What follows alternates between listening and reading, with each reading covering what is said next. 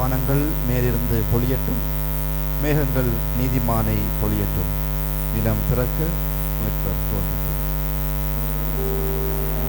தந்தை மகன் தூயாவியாரின் பெயராலே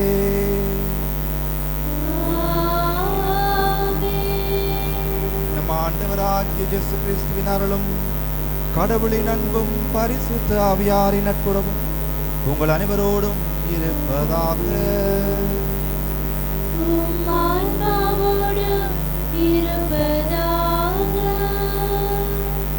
அன்புமிக்க சகோதர சகோதரிகளே, திருவருகை காலத்தினுடைய 4வது ஞாயிற்றுக்கிழமை திருப்பலியை ஒப்புக் கொடுக்க ஒன்றாக கூடியுள்ளோம். அன்பு என்னும் கருப்பொருளை இன்றைய மெழுகுதிரியை 4வது மெழுகுதிரியை நாங்கள் ஏற்றியிருக்கின்றோம். இன்னும் ஒரு சில நாட்களில் மாபெரும் விழாவாகிய கிறிஸ்து பிறப்பு விழாவை மகிழ்வோடு கொண்டாட இருக்கின்றோம். ஆகவே இந்த நாட்கள் நாங்கள் ஆழமாக மீட்பருடைய வருகையை எண்ணி சிந்தித்து எங்களுடைய தியானங்களை மேற்கொண்டு நாங்கள் ஆன்மீக ரீதியில் எங்களை தயார் செய்து அந்த பிறப்பு விழாவிலே மகிழ்வு காண அழைப்பு விடுகின்றது. கடவுளுடைய திட்டத்தை உணர்ந்தவர்களாக எவ்வாறு கடவுள் தன்னுடைய மீட்பையும் தன்னுடைய திருவுளத்தையும் எங்களுக்கு வெளிப்படுத்துகின்றார் என்பதை நாங்கள் ஆழமாக அறிந்து கொள்கின்ற மக்களாகவும் வாழ வரம் வேண்டி இன்றைய இந்த பலியில் ஒருவருக்காக மன்றாடுவோம்.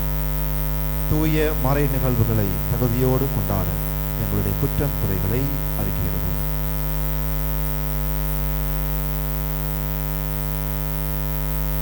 எல்லாம் வல்ல இறைவனிடமும் சகோதர சகோதரிகளே உங்களிடமும் நான் பாவி என ஏற்றுக்கொள்ளுகின்றேன். ஏனெனில் சிந்தனையாலும் சொல்லாலும் செயலாலும் கடமையில் தவறியதாலும் பாவங்கள் பல செய்தேன். என் பாவமே, என் பாவமே, என் பெரும் பாவமே. ஆகையால் எப்பொழுதும் கன்னியான புனித மரியாதையும் வானதூதர் புனிதர் அனைவரையும் சகோதர சகோதரிகளே உங்களையும் நாம் மரியாதையாகிய ஆண்டவரிடம் எனக்காக வேண்டிக் கொள்ள மன்றாடுகின்றேன். எல்லாம் வல்ல இறைவன் நம்மை இரக்கம் வைத்து நம் பாவங்களை மன்னித்து நம்மை முடிவில்லா வாழ்வுக்கு அழைத்து செல்வாராக.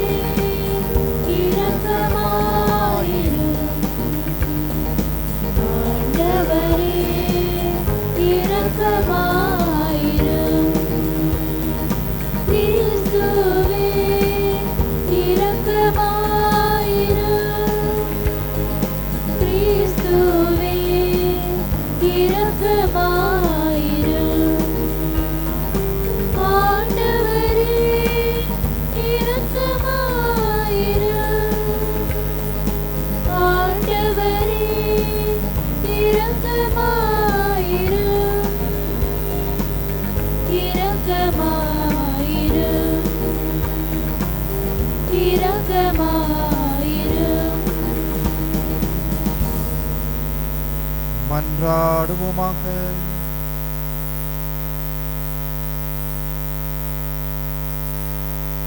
ஆண்டவரே, உமது அருளை எங்கள் மனங்களில் பொழிந்தருள உம்மை வேண்டுகின்றோம். உம் திருமகன் மனிதரானதை வானது வழியாக நாங்கள் அறிந்திருக்கின்றோம். அவருடைய பாடுகளினாலும் சிலுவையினாலும் உயிர்ப்பின் மாட்சி பெற நிறங்களை அழைத்து செல்வீராக. உம்மோடு வாழ்ந்து ஆட்சி செய்கின்ற எங்கள் ஆண்டவரும் உம் திருமகனுமாகி இயேசு கிறிஸ்து வழியாக உம்மை மன்றாடுகின்றோம்.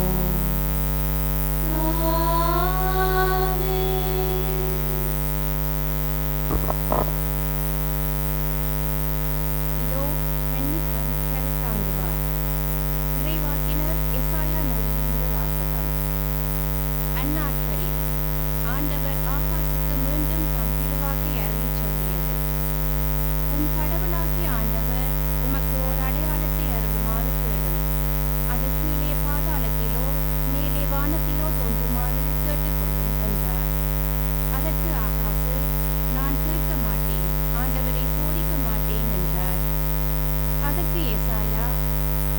தாவீதின் குடும்பத்தாரே, நான் சொல்வதை கேளுங்கள்.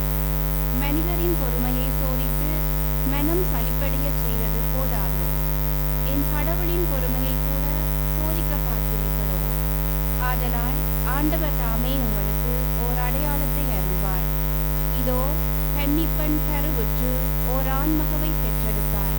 அக்குழந்தைக்கு அவர் இம்மானுவேல் என்று பெயரிடுவார். இது ஆண்டவர் வழங்கும் அருள்வாக்கு. இறைவனுக்கு நன்றி.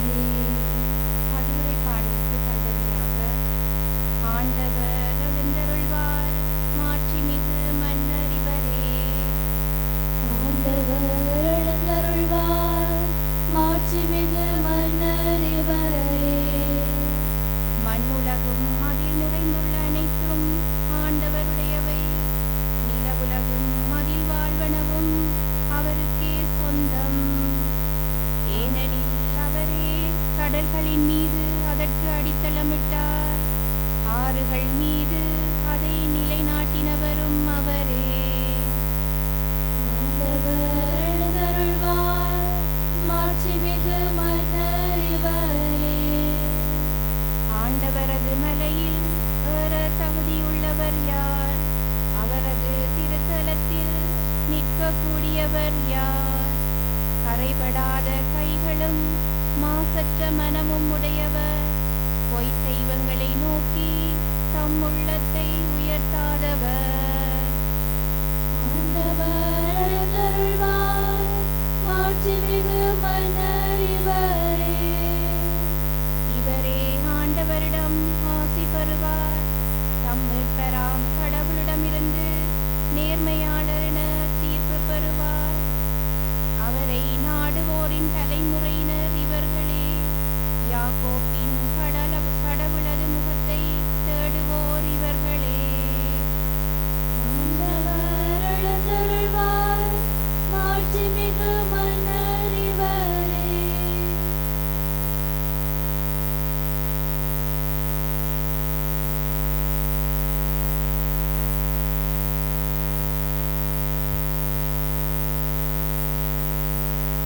இரண்டாம் வாசகம்.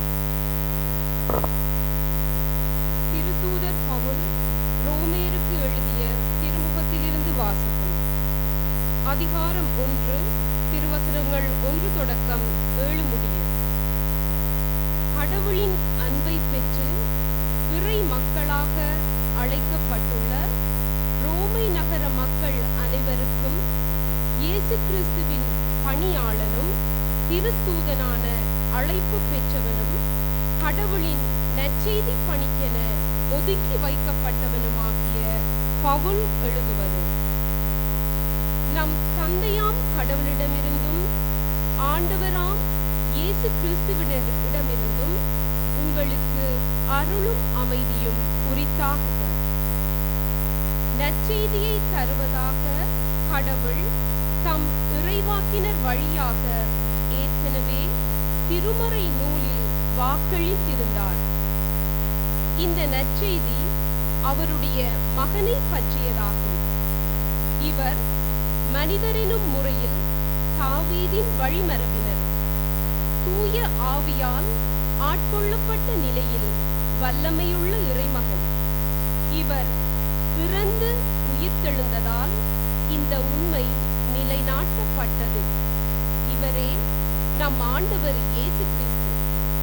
பிற இனத்தார் அனைவரும் இவர் மீது நம்பிக்கை கொண்டு இவருக்கு கீழ்ப்படியுமாறு இவர் பெயர் விளங்க இவர் வழியாகவே நாங்கள் திருத்தூது பணி செய்வதற்குரிய அருளை பெற்றுக் கொண்டோம். பிற இனத்தவராகிய நீங்களும் இயேசு கிறிஸ்துவுக்கு உரியவர்களாயிருக்க அழைப்பு பெற்றிருக்கின்றீர்கள். இது ஆண்டவர் வழங்கும் அருள்வாக்கு. இறைவனுக்கு நன்றி. நற்செய்திக்கு முன்வாழ்த்துதி.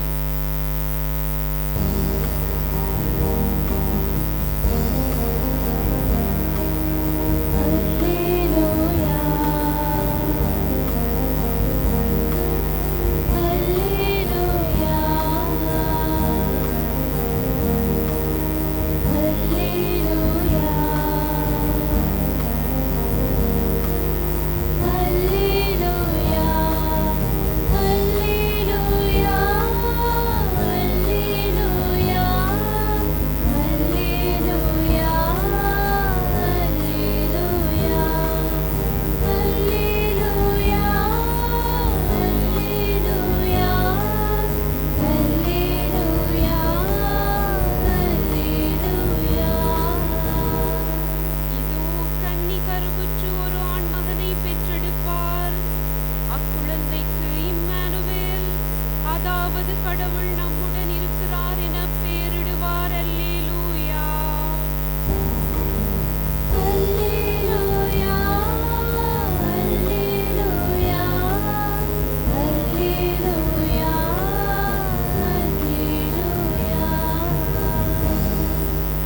ஆண்டவர் உங்களோடு இருப்பாராக.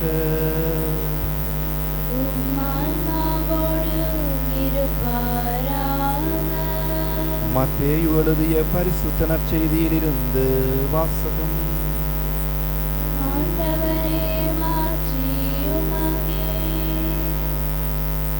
இயேசு கிறிஸ்துவின் பிறப்பையொட்டிய நிகழ்ச்சிகள். அவருடைய தாய் மரியாவுக்கும் யோசேப்புக்கும் திருமண ஒப்பந்தம் செய்யப்பட்டிருந்தது. அவர்கள் கூடி வாழும் முன் மரியா கருவுற்றிருந்தது தெரிய வந்தது. அவர் தூய ஆவியால் கருவுற்றிருந்தார். அவர் கணவர் யோசேப்பு நேர்மையாளர். அவர் மரியாவை இகழ்ச்சிக்கு உள்ளாக்க விரும்பாமல் மறைவாக விலக்கிவிட திட்டமிட்டார். அவர் இவ்வாறு சிந்தித்துக் கொண்டிருக்கும் போது ஆண்டவரின் தூதர் அவருக்கு கனவில் தோன்றி, யோசேப்பே, தாவீதின் மகனே, உம் மனைவி மரியாவை ஏற்றுக்கொள்ள அஞ்ச வேண்டாம்.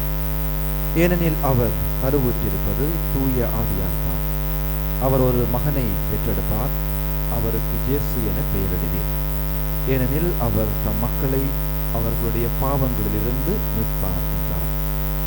இதோ கன்னி கருவுற்று ஓர் ஆண்மகவை பெற்றெடுப்பார்.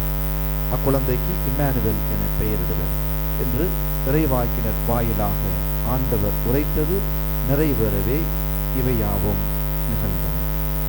இம்மானுவேல் என்றால் கடவுள் நம்முடன் இருக்கின்றார் என்பது பொருள். யோசேப்பு தூக்கத்திலிருந்து விழித்தெழுந்து ஆண்டவரின் தூதர் நமக்கு பணித்தவாறே தம் மனைவியை ஏற்றுக்கொண்டார். கிறிஸ்து வழங்கும் அச்செய்தி.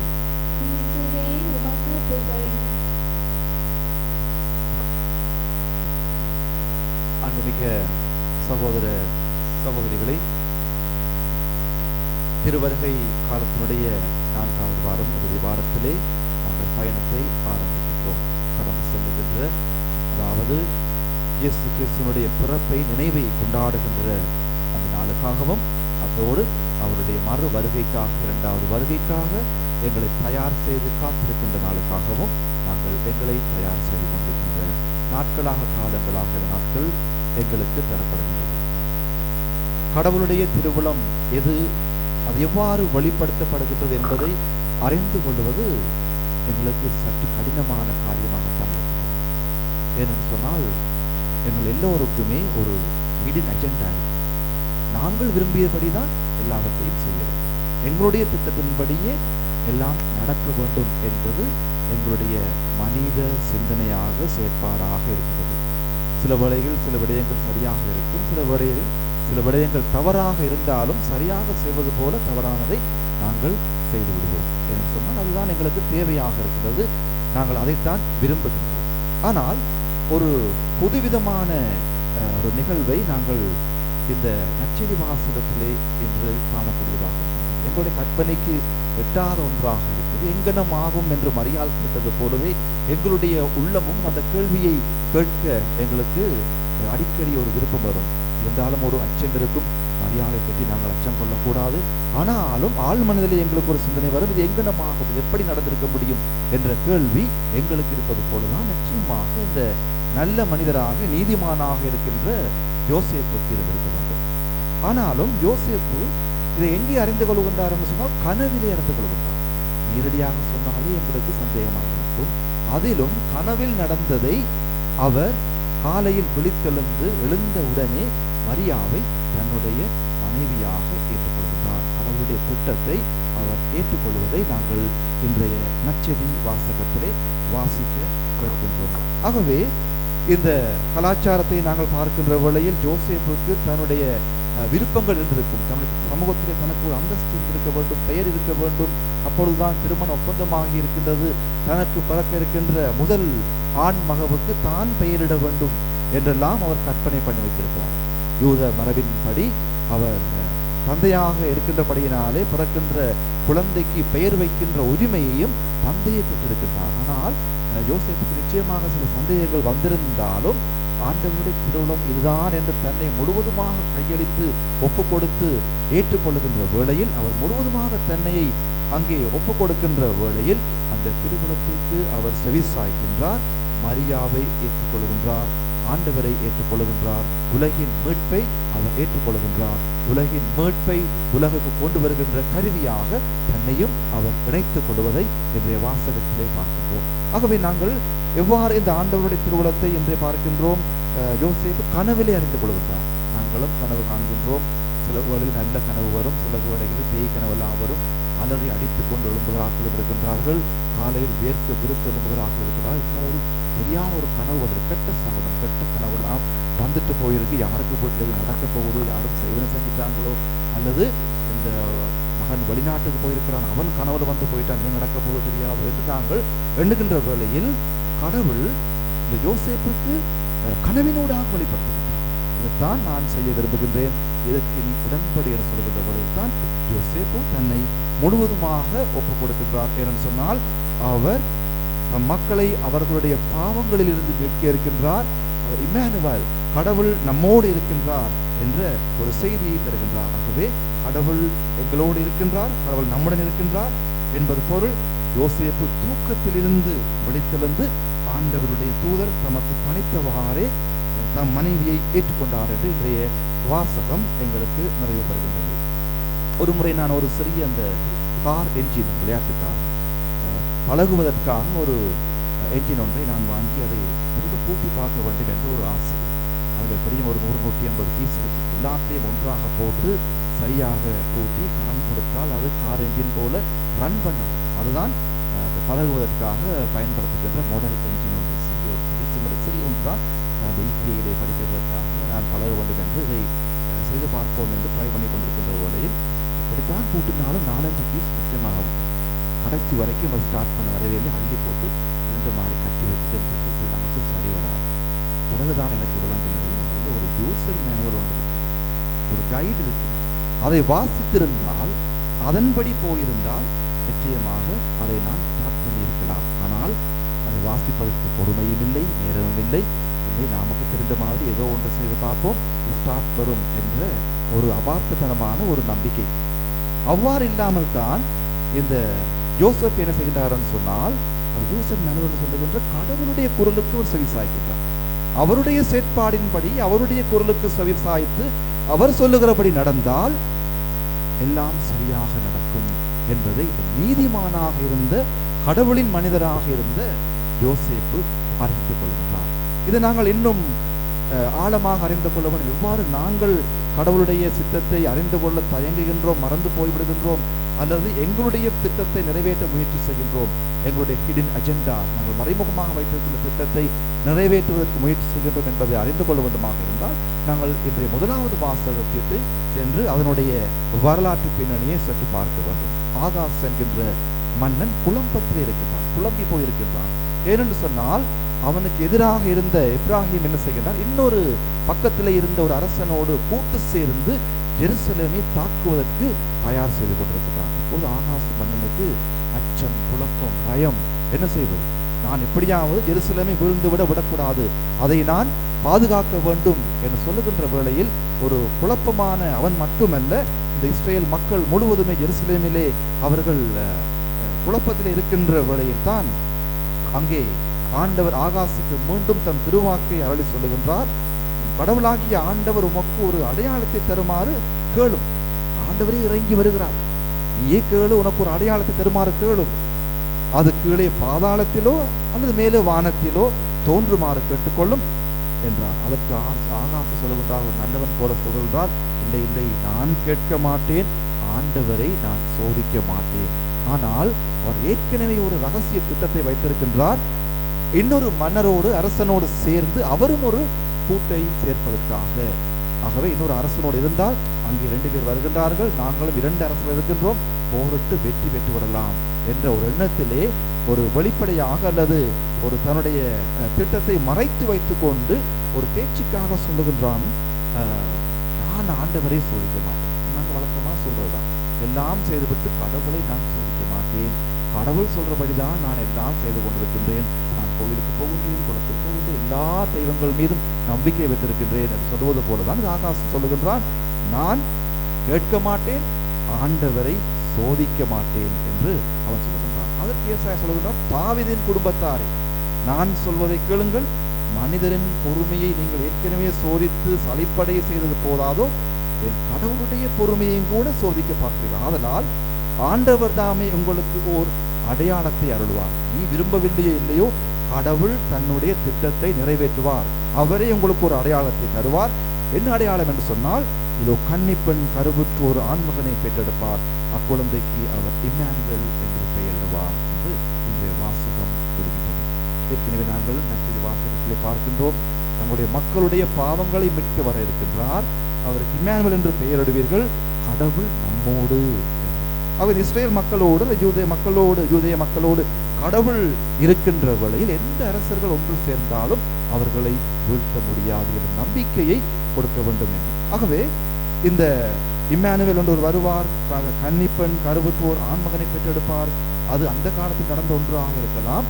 ஆனால் வேதாகம் 2 வழியாக எங்களை பார்க்கும்படியாக தூண்டுகிறது. முதலாவது, அந்த சந்தர்ப்பத்தில் யார் இந்த கன்னிப்பெண் கருவுற்றார் என்று பார்ப்பதை ஒரு விதம், மற்ற விதமாக கடவுளுடைய திட்டத்தை நிறைவேற்றுவதற்காக, மீட்பின் திட்டத்தை நிறைவேற்றுவதற்காக பல ஆண்டுகள் கழித்து நடக்க இருக்கின்றதை, அதாவது இயேசு கிறிஸ்துவினுடைய பிறப்பை நோக்கிய ஒரு முன்னறிப்பாக கூட நாங்கள் இதை 2வது விதமாக பார்க்கலாம் என்று விவிலிய ஆராய்ச்சியாளர்கள் எங்களுக்கு சொல்லுகின்றார்கள். ஆகவே நாங்கள் எதை கடவுளுடைய திட்டம் என்று அறிந்து கொள்ள விரும்புகின்றோமோ அதை நாங்கள் ஆழமாக அறிந்து கொள்ள, அதன் குரலுக்கு செவி சாய்க்க அழைக்கப்படுகின்றோம். ஆகாச மன்னன் அங்கே அவன் அதை மறத்து விடுகின்றான். ஆனாலும் கடவுள், நான் நினைத்ததை நிறைவேற்றி தருவேன், உங்களுக்கு ஒரு ஆண்மகவை தருவேன், இம்மானுவேல், கடவுள் நம்மோடு இருக்கின்றார் என்ற செய்தியை அன்றே அவர் சொல்வதை பார்க்கக்கூடியதாக இருக்கின்றது. இந்த 2வது வாசகத்திலும் நாங்கள் அந்த மறை உண்மையை எங்களுக்கு வெளிப்படுத்தப்படுகின்றது. பவுல் ரோமியருக்கு எழுதிய திருமுகம் 1வது அதிகாரம், வழக்கமாக 1வது அதிகாரத்தை பார்க்கின்ற வேளையில் அது ஒரு வாழ்த்து செய்தியாக இருக்கிறது, அத்தோடு ஒரு சுபமாக இருப்பதை பார்க்கக்கூடியதாக இருக்கிறது. அதிலே சொல்லுகின்றார், நம் தந்தையாகிய கடவுளிலிருந்து ஆண்டவர் இயேசு கிறிஸ்துவிடமிருந்தும் உங்களுக்கு அருளும் அமைதியும் உண்டாகுக. அதே போல இவர் தாவீதின் மகனாக இருக்கின்றார், மனிதராக இருக்கின்றார். 100 வீதம் பிறக்க போகின்றவர் பிறந்திருக்கின்றவர் மனிதராக இருக்கின்றார். தாவீதின் வழித்தோன்றல், தாவீதின் மகனாக இருக்கின்றார். அதில் எவ்வித அச்சப்பாடும் இல்லை, ஐயப்பாடும் இல்லை. அதே வேளையில் அவர் தூய ஆவியினாலே உந்தப்பட்டவராக இருக்கின்றார். கடவுளுடைய மகனாகவும் அவர் இருக்கின்றார். 100 வீதம் மனிதனாக இருக்கின்றார், 100 வீதம் கடவுளாக இருந்திருக்கின்றார். அது எதிலே வெளிப்படுத்தப்படுகின்றது என்று சொன்னால், அவர் சிலுவிலை அறையுண்டு மரித்து அடக்கம் செய்யப்பட்டு வெற்றி வீரராக அவர் உயிர்த்தெழுந்து அதை நிரூபித்திருக்கின்றார். ஆகவே அவர் தெய்வீக மகன், கடவுளுடைய மகனாக இருக்கின்றார். அதிலே தான் எங்களுடைய மீட்பு இருக்கின்றது என்று பவுலடிகளார் இன்றைய 2வது வாசகத்திலையும் தெளிவுபடுத்துகின்றார். ஆகவே நாங்கள் எவ்வாறு எங்களுக்காக உயிரை கொடுத்து வாழ்வை கொடுத்து எங்களை மீட்டிருக்கின்ற அந்த தெய்வீக தன்மை கொண்ட கடவுளுடைய கிறிஸ்துவுடைய 2வது வருகைக்காக ஆவலோடு நாங்கள் காத்திருக்கின்றோம். ஆகவே நாங்கள் நினைக்கலாம், அவர் பெத்லகேமில் பிறந்தது போல வேறு எங்கேயாவது பிறந்து வரப்போகின்றார். அவர் மாட்சியுடன் வர இருக்கின்றார், தன்னுடைய வானக சேனைகளுடன் வர இருக்கின்றார். அவ்வாறான ஒரு 2வது வருகைக்குத்தான் நாங்கள் காத்திருக்கின்றோம். தீர்ப்பெடுக்கின்ற நாளிலே, தீர்வை நாளில் அவர் 2வது வருகை வர இருக்கின்றது. அந்த மகிமை நிறைந்த, மாட்சி நிறைந்த தெய்வீக வருகைக்காக நாங்கள் எங்களை தயார் செய்து காத்துக் கொண்டிருக்கின்றோம். ஆகவே கிறிஸ்து பிறப்பு விழா நாங்கள் கொண்டாட இருப்பது ஒரு நினைவு. அவர் ஏற்கனவே 2000 ஆண்டுகளுக்கு முன் பிறந்து விட்டார். அது நினைவாக நாங்கள் ஆண்டாண்டு காலமாக கொண்டாடுகின்றோம். ஆனாலும் அதையும் தாண்டி அவருடைய 2வது வருகைக்காக எங்களை தயார் செய்கின்றோம்.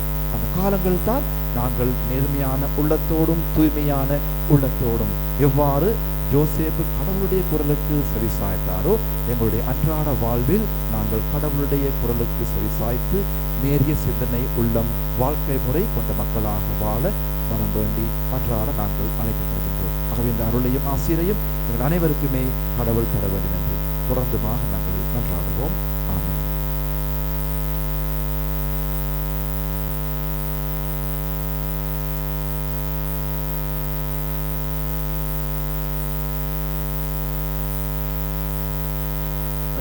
எங்களுடைய நம்பிக்கையை அறிக்கையிடுவோம்.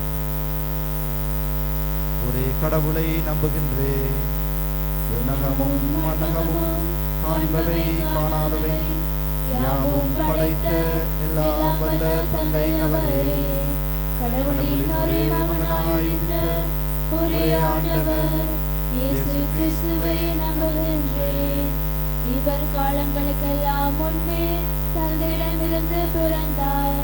கடவுள் என்று கடவுளாக, ஒளி என்று ஒளியாக, உண்மை கடவுள் என்று உண்மை கடவுளாக உதித்தவர். இவர் உதித்தவர், உண்டாக்கப்பட்டவர் அல்ல, தந்தையோடு ஒரே பொருளானவர்.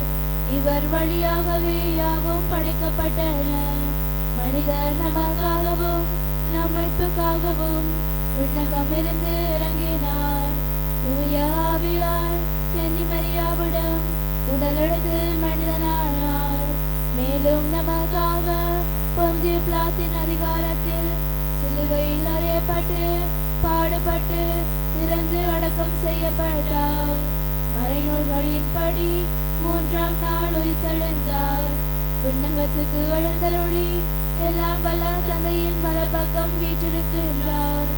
வாழ்வோரையும் இறந்தோரையும் தீர்ப்பிட மாட்சியுடன் மீண்டும் வர இருக்கின்றார். அவரது ஆட்சிக்கு முடிவீராது.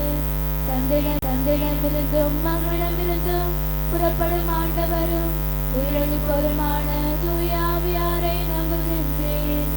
இவர் தந்தையோடும் மகனோடும் ஒன்றாக ஆராதனையும் ஆட்சியும் பெறுகின்றார்.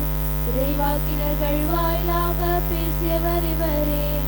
ஒரே புனித கத்தோலிக்க திருத்தூதர் வழிவரும் திரு அவையை நம்புகின்றேன்.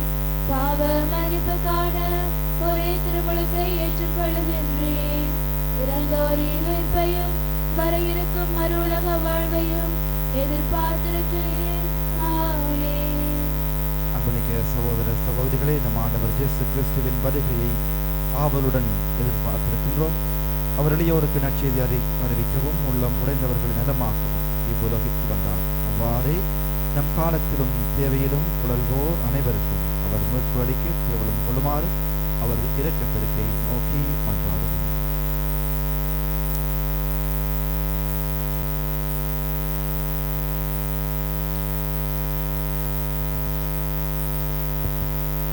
பின்வரும் மன்றாட்டுகளுக்கு உங்கள் பதிலுரையாக: ஆண்டவரே, எங்கள் மன்றாட்டை கேட்டருளும். ஆண்டவரே, எங்கள் மன்றாட்டை கேட்டருளும். எமது திரு அவையின் உலக தலைவராம் திருத்தந்தை 14ஆம் லியோ அவரது உடன் உழைப்பாளர்களான கர்தினால்கள், ஆயர்கள், குருக்கள் மற்றும் இருபார் துறவியர் பொதுநிலையினர் அனைவரையும் ஆசிர்வதித்து கடவுள் நம்மோடு என்று கூறப்பட்டதை ஏற்று ஆற்றல் பெற்று இறைநம்பிக்கையாளரை இறைவன் பக்கம் திருப்பவும் அவரில் நிறைவு சூழச் செய்யவும் வேண்டிய அருநலங்களை நிறைவாக வழங்கிட இறைவா உம்மை மன்றாடுகின்றோம். ஆண்டவரே, எங்கள் மன்றாட்டை கேட்டருளும். எமது தாய்நாட்டில் ஏற்பட்டுள்ள அனர்த்தங்கள் குறையவும் அவற்றால் உண்டான தாக்கங்களிலிருந்து எம் நாட்டு மக்கள் விரைவில் விடுபடவும் பழையபடி வாழ தேவையான உதவிகள் கிடைக்கவும் வரமருள இறைவா உம்மை மன்றாடுகின்றோம். ஆண்டவரே, எங்கள் மன்றாட்டை கேட்டருளும். இயேசு பாலனை வரவேற்க ஆவலாய் இருக்கும் மனநிலையுடன் இன்றைய திருவருகை கால 4ஆம் வார ஞாயிறு திருப்பலியில் கலந்து கொண்டுள்ள அனைவரையும் நீர் ஆசிர்வதித்து காக்கவும் அவர்கள் குறைகளை போக்கும் வரங்களை வழங்கி மகிழ்வுடன் வாழச் செய்யவும் இறைவா உம்மை மன்றாடுகின்றோம். ஆண்டவரே, எங்கள் மன்றாட்டை கேட்டருளும். இன்றைய திருவருகை காலத்தின் 4ஆம் ஞாயிறு திருப்பலியினை நிறைவேற்றி எமக்காக இறைவேண்டல் செய்யும் அருட்தந்தையை ஆசிர்வதித்து அவர் மேற்கொண்டுள்ள இறையரசு பணிகளை சிறக்க வரமருள இறைவா உம்மை மன்றாடுகின்றோம். ஆண்டவரே, எங்கள் மன்றாட்டை கேட்டருளும்.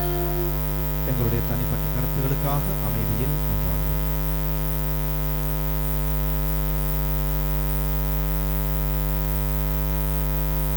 என்றென்றும் எல்லாம் வல்ல இறைவா, எல்லாரையும் மீட்கின்ற நீர் எவரும் அழிவுற விரும்புவதில்லை. உமக்களின் மன்றாட்டுகளுக்கு கனிவாய் செவிசாய்த்தருளும். அதனால் உலகின் போக்கை எங்களுக்காக உமது அமைதியின் வழியில் நெருப்படுத்தியுள்ளோம். உமது திரு அவையும் அமைதியுடன் இறைப்பற்றில் பேரின்பம் கொண்டிருப்பதாக எங்கள் ஆண்டவராகிய கிறிஸ்து வழியாக உம்மை மன்றாடுகின்றோம்.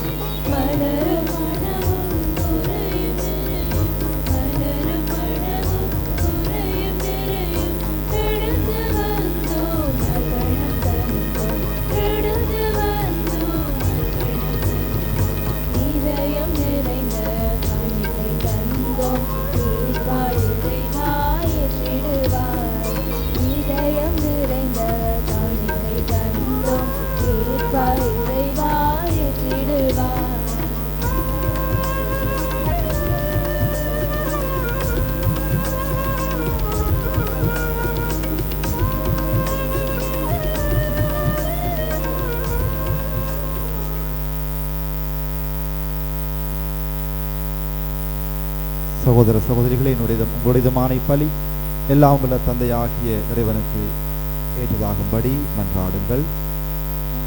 தமது பேரின் புகழ்ச்சிக்காகவும் ஆட்சிக்காகவும் நமது நன்மைக்காகவும் புனித திரு அவை நினைத்த நன்மைகளுக்காகவும் உமது கையிலிருந்து பலியை ஏற்றுக்கொள்வாராக. ஆண்டவரே, புனித மரியாவின் திருவயிற்று தூயாவியார் தமது வல்லமையால் நிரப்பினார். உமது பீடத்தின் மேல் வைக்கப்பட்டுள்ள காணிக்கை அவரை புனிதப்படுத்துவாராக. எங்கள் ஆண்டவராகிய கிறிஸ்து வழியாக உம்மை மன்றாடுகின்றோம்.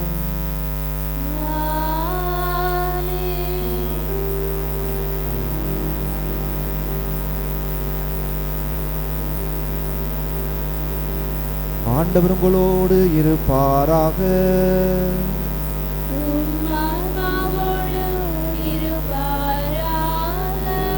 இதயங்களை மேலே எழுப்புங்கள்.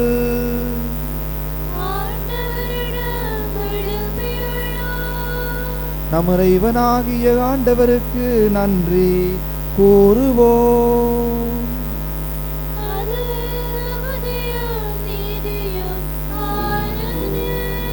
ஆண்டவரே, தூயவரான தந்தையே, என்றுமுள்ள எல்லாம் வல்ல இறைவா, என்னாலும் இவ்விடத்திலும் நாங்கள் உமக்கு நன்றி செலுத்துவது மெய்யாகவே தகுதியும் நீதியும் ஆகும். எங்கள் கடமையும் மீட்புக்குரிய செயலுமாகும். இறைவாக்கினர் அனைவரும் திருவுரைகள் கிறிஸ்துவை முன்னறிவித்தன. சொல்லற்கரிய அன்புடன் கண்ணித்தாய் அவரை தம் திருவயிற்றில் தாங்கினார். அவர் வரவிருக்கின்றார் என யோவான் அறிவித்தார். வந்த பின் அவரை சுட்டி காட்டினார். நாங்கள் விழிப்போடு வேண்டுவதையும் மக்களிப்போடு தமது புகழ் பாடுவதையும் அவர் காணும் பொருட்டு தமது பிறப்பின் மறைபொருளை முன்னரே மகிழ்வுடன் எதிர்பார்த்திருக்க எமக்கு அருளினார். ஆகவே வானதூதர் முதன்மை வானதூதரோடும் அரியணையில் அமர்வோர் தலைமை தாங்குவோரோடும் வான்படைகளின் அணிகள் அனைத்தோடும் சேர்ந்து நாங்கள் உமது மாட்சியை புகழ்ந்து பாடி முடிவின்றி சொல்வதாவது: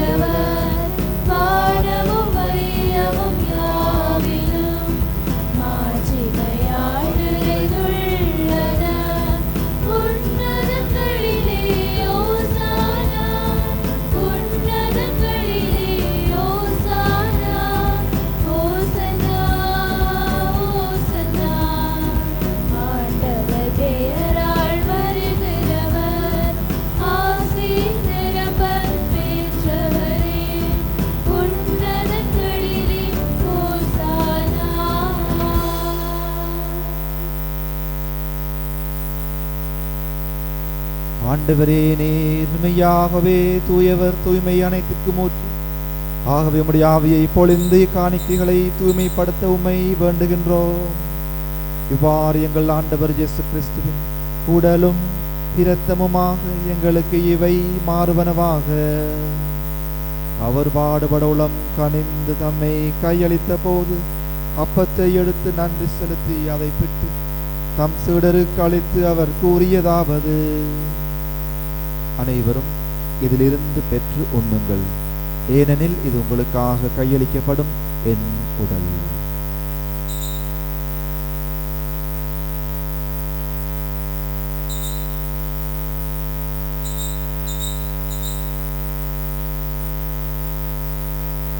அவ்வண்ணமே இரவு விருந்தை அருந்திய பின் கிண்ணத்தையும் எடுத்து மீண்டும் உமக்கு நன்றி கூறி தம் சீடருக்கு அளித்து அவர் கூறியதாவது: அனைவரும் இதிலிருந்து பெற்று பருகுங்கள், ஏனெனில் இது புதிய நிலையான உடன்படிக்கைக்குரிய இரத்தத்தின் கிண்ணம்.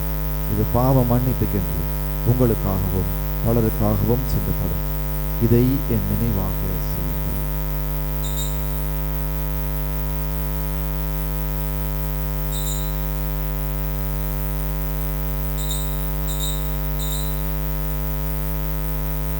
நம்பிக்கையின் மறைபொருள்.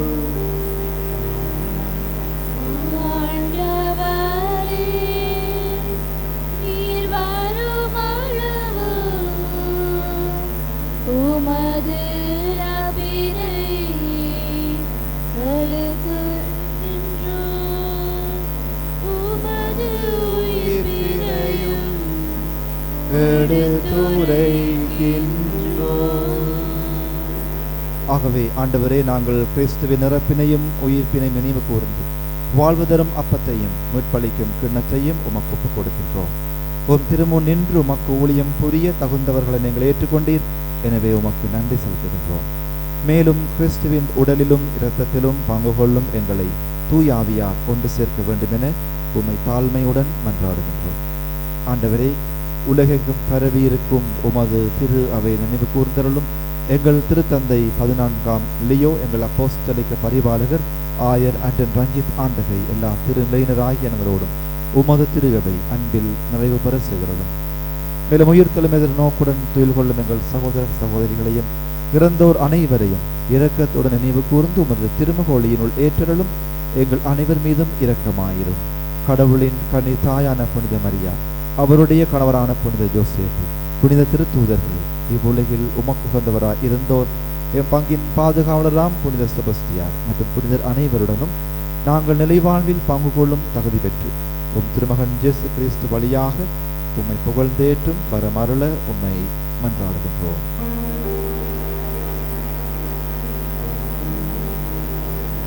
இவர் வழியாக இவரோடு இவரில்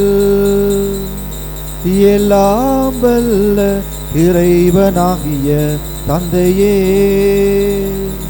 தூய ஆவியாரின் ஒன்றிப்பில் எல்லா புகழும் மாட்சியும் என்றென்று உமக்கு உரியதே.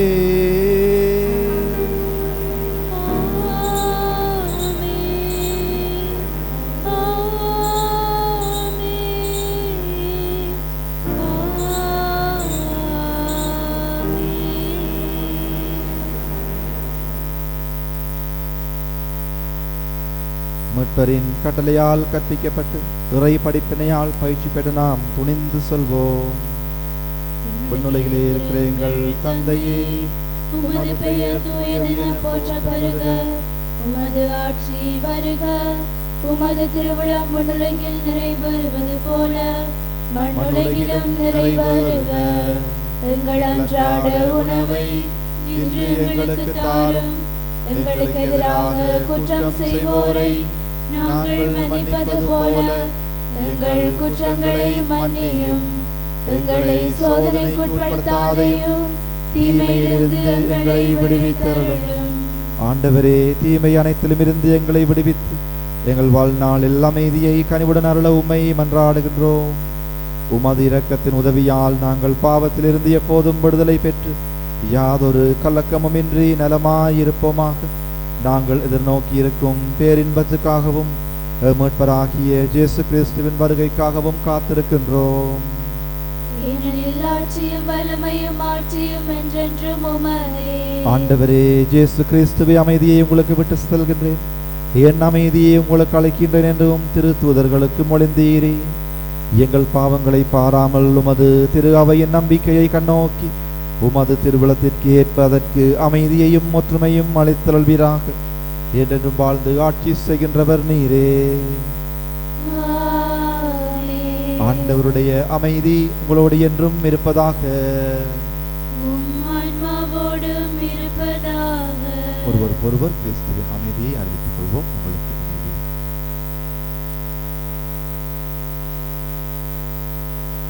உலகின் பாவங்களை போக்கும் இறைவனின் செம்மறியே, எங்கள் மேல் இரக்கமாயிரும். உலகின் பாவங்களை போக்கும் இறைவனின் செம்மறியே, எங்கள் மேல் இரக்கமாயிரும். உலகின் பாவங்களை போக்கும் இறைவனின் செம்மறியே, எங்களுக்கு அமைதியை அளித்தருளும்.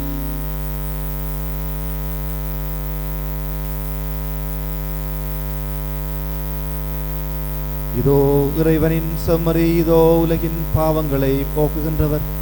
செம்மறியின் திருவிருந்துக்கு அழைக்க பெற்றோர் பேறு பெற்றோர். ஆண்டவரே, நீர் என் நிலத்தில் எழுந்தருள நான் தகுதியற்றவள். ஆனால் ஒரு வார்த்தை மட்டும் சொல்லியருளும், எனது ஆன்மா நலமடையும். கிறிஸ்துவின் திருவுடலும் திரு ரத்தமும் நம்மை காத்து முடிவில்லா வாழ்வளிப்பதாக. ஆமென். ஆமென்.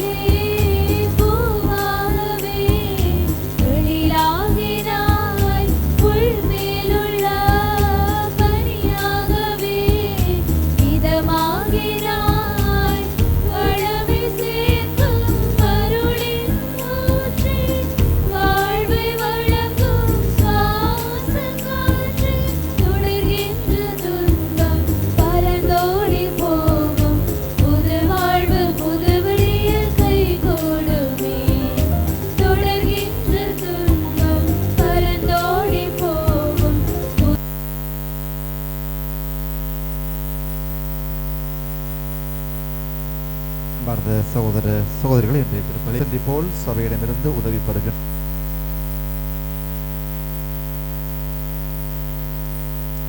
இதோ கன்னி கருவுருவார், ஒரு மகனை பெற்றெடுப்பார், அவர் பெயர் இம்மானுவேல் என அழைக்கப்படும். மன்றாடுவோமாக. எல்லாம் வல்ல இறைவா, நிலையான மீட்பின் உறுதிப்பாட்டை பெற்றுக்கொண்ட நாங்கள் உம்மை வேண்டுகின்றோம். மீட்பு அளிக்கும் திருநாள் நெருங்கி வரும் இவ்வேளையில் நாங்கள் மென்மேலும் முறைப்பற்றுடன் திருமகனுடைய பிறப்பின் மறை நிகழ்வை தகுதியான முறையில் கொண்டாட முன்னேறுவோமாக.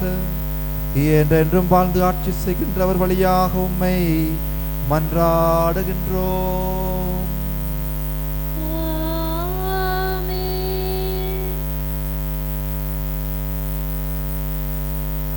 ஆண்டவர் உங்களோடு இருப்பாராக.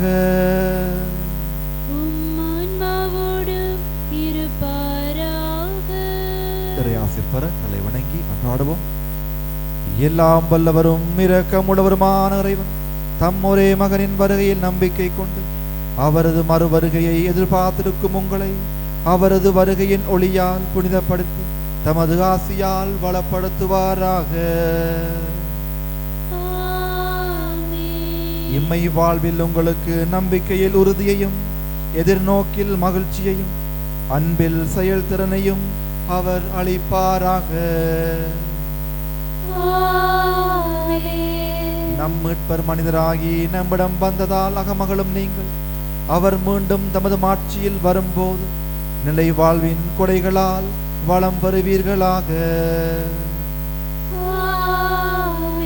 எல்லாம் வல்ல இறைவன் தந்தை மகன் தூயாவியாரின் ஆசி உங்கள் மீது இறங்கி உங்களோடு என்றும் தங்குவதாக. சமாதானத்தில் சென்று வாருங்கள். திருப்பலி நிறைவேறிற்று. இறைவனுக்கு நன்றி.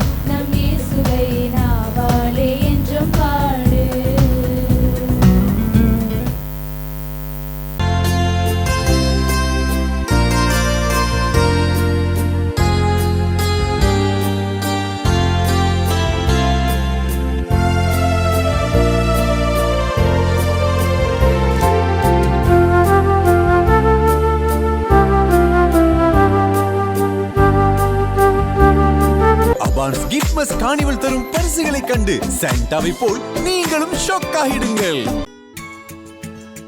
ஹோலி மேரியில் புத்தம்புது நிகழ்ச்சிகளை உடனுக்குடன் பார்த்து மகிழ எமது Facebook மற்றும் YouTube பக்கத்தை லைக் செய்யுங்கள்.